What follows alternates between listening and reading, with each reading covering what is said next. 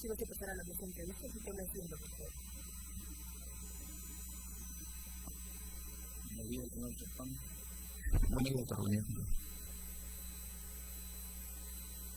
Usted tiene dos postulaciones a la plaza Junta Provincial con distintas especialidades, pero ambas en fortuna. Tiene habilidad de manejo en derecho penal, en ciencia criminológica, desde el 2019. A ver, en esta línea, díganos, ¿cómo cree usted que el análisis criminológico de los factores sociales, económicos y culturales que influyen en la gestión criminal peruana pueda contribuir a mejorar la toma de decisiones fiscales? Bien, doctor, gracias. Hablar de criminología, análisis criminológico, creo que es un aspecto bastante amplio, donde permite no solo hacer mención a las ciencias penales, sino que también a las ciencias penales y factores penales, como viene a ser la educación, la familia, la religión, que influye bastante también en lo que es el ámbito, digamos, por el hecho criminal. Si hablamos de una política criminal o, digamos, algunas medidas a tomar en cuenta para disminuir el alto índice de criminalidad, en primer término debemos utilizar o también recurrir a lo que son desde la base, que es familia, educación y un factor económico que también incide bastante. Con ello no quiero decir que se dilinca por escasos recursos, sino que también el factor económico, las diferencias sociales, la falta de servicios, creo que en buena medida influyen. Entonces, una política criminal apropiada desde mi punto de vista, que pueda ser correcta o que sea incorrecta, es utilizar también ese aspecto de la vida social para incorporarlo. Y ello, ya haciendo, digamos, un enlace con las ciencias penales, específicamente derecho penal, ejecución penal, debemos enlazarlo, ¿no? El percance que observo es que cuando hay una sentencia consentida, nos olvidamos de la sentencia. Y nos olvidamos que el fin de la pena es justamente reinsertarla a la sociedad. ¿Cómo nosotros vamos a poder reinsertar si lo deslindamos, lo separamos de la sociedad?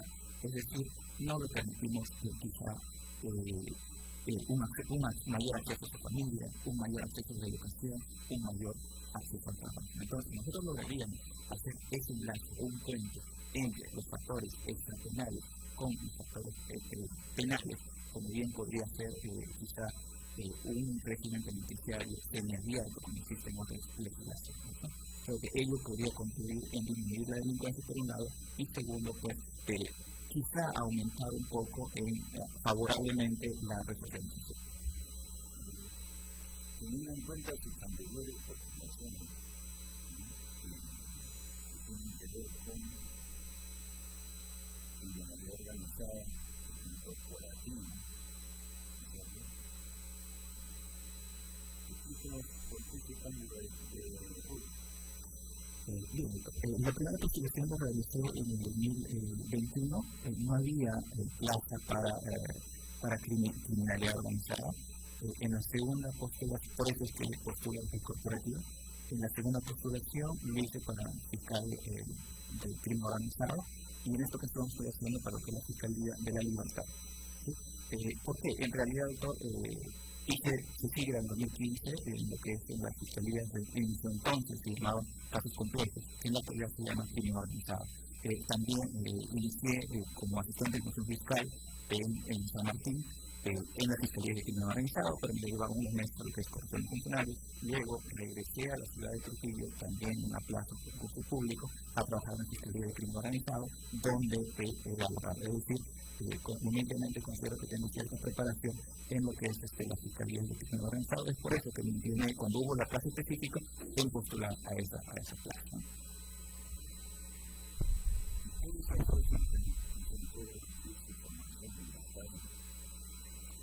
Creo que como toda persona, creo que se esmera por salir adelante cuando, digamos, a pesar de las adversidades sociales y económicas, creo que el desafío es trabajar y estudiar, ¿no? Y creo que lo he logrado y he podido, digamos, sacar el título, hacer una maestría, trabajar, bueno, actualmente estoy en el sector público y actualmente postular a la fiscalía. No creo que no es así, es ello.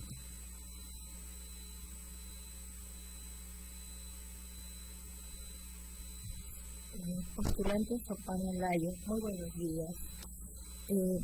Pongámonos en el caso hipotético, que tal vez usted lo ha visto, el principio de oportunidad, ¿no? Aplicado el principio de oportunidad, pero también siempre hay que ver el lado humano de quien aspira a ser magistrado o lo es. A ver, en este caso era una colección en estado de ebriedad, ¿no?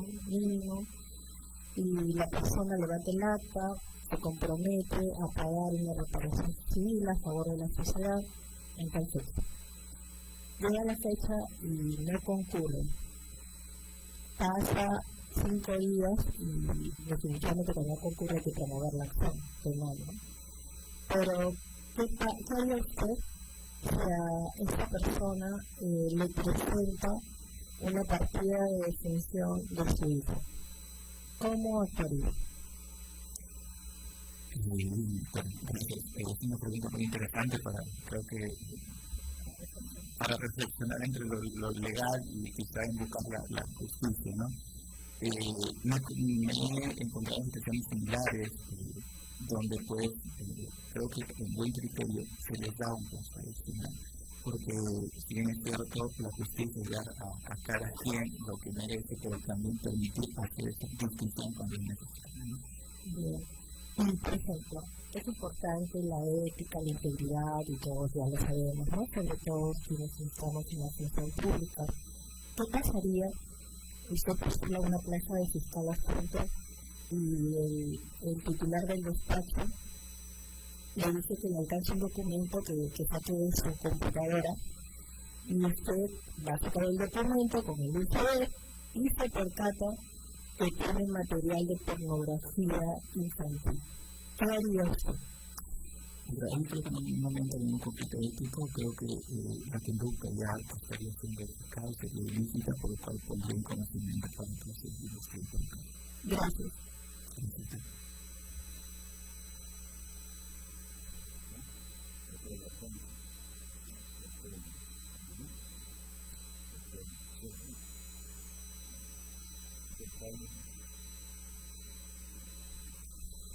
Buen día.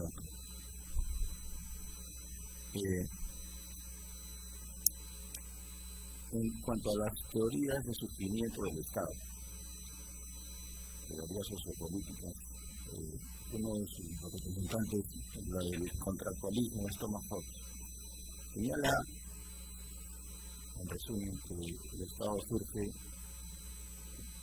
porque en un estado de naturaleza el hombre probablemente camina a su destrucción, en la medida que ejerce fuerza por sí mismo. Una suerte de autotutela. Entonces surge el gran Leviatán y el hombre renuncia a esa prerrogativa y cede todas sus facultades al Estado para que el Estado le provea, en principio, seguridad y supervivencia a la sociedad. Sin embargo, ahora, en estos tiempos vemos el surgimiento de la violencia organizada a través del crimen organizado ha puesto en jaque al Estado, poniendo en cuestionamiento incluso esas teorías filosóficas. Y hay corrientes de opinión que señalan que el ciudadano debe volver al tema de la autotutela, ¿no? Ejerción de legítima defensa. Hay incluso algunas corrientes o algunas frases acuñadas en política como Chapa Tutor, recuerda usted, y la posibilidad de que cada ciudadano, en defecto del Estado, ejerza esta prerrogativa de autotutela. ¿Qué opinión le merece? Gracias a la pregunta. Si no me equivoco, doctor, me corrige. Si no recuerdo, la teoría que se refiere es la teoría del abolicionismo, que nos dice pues, qué utilidad nos trae lo que es el derecho penal. En realidad, pues, vemos que no protege bienes jurídicos, porque a pesar de que existe el derecho penal, se están violentando y lesionando bienes jurídicos. Entonces, ahí viene, digamos, la pregunta, si vale la pena continuar o no vale la pena continuar. Y voy a tomar quizás algunas ideas de Eugenio Zaffaroni, que dice, pues, a pesar de que exista cierta falencia o cierta, porque el derecho penal esté, digamos, cierta dificultades para cumplir su finalidad, nos dice que es necesario mantenerlo, pues, porque con ello evitamos quizás ese caos que se podría dar si cada quien hay una injusticia por su propio. Entonces mi postura sería que, a pesar de todas las falencias y dificultades que puede existir en la actualidad, yo confío en que la justicia vaya mejor. Conozco la realidad criminal, por así decirlo, de la ciudad de Trujillo. Creo que hay bastantes noticias sobre ello. Sin embargo, creo que también hay muy buenos operadores jurídicos que día a día, digamos, tratan de mejorar esta situación. De hecho, esa corriente violenta casi se evidenció más en la ciudad de Trujillo. Y hubo un connotado personaje que luego fue juzgado por justamente liderar una organización paralela al Estado que aparentemente ajusticiaba a los criminales. Y entonces ese Estado paralelo habría sido combatido por también organizaciones paramilitares que se dedicaban a justiciar. En esa circunstancia, cuando le toca juzgar a quien, o le toque, en todo caso, perseguir el delito, ¿entraría usted en algún tipo de dilemas o cuestionamientos? Bajo el contexto que le acabo de plantear. Creo que no seguiría lo que es la norma a la Constitución, que creo que... Pero en cada quien está refiriendo, ¿no? Sí, en el año, si no vamos a ver la memoria, entre 2005 y 2007 se dio digamos, una ejecución, por así decirlo, no podría utilizar los términos exactos, no quisiera entrar, digamos, en algún error. Ejecución, pues, a algunas personas que se presumía que estaban en organizaciones criminales, ¿no? Era un activo policial, claro, está el que realizó ello y posteriormente fue juzgado, eso sí recuerdo el hecho, ¿no? Entonces, si me tocaría en este momento, pues, investigar, tendría que ceñirme al principio de legalidad, aplicar la ley, en base a la Constitución, y sobre todo en principio de objetividad. Gracias, presidente. Buenos días. Gracias, presidente.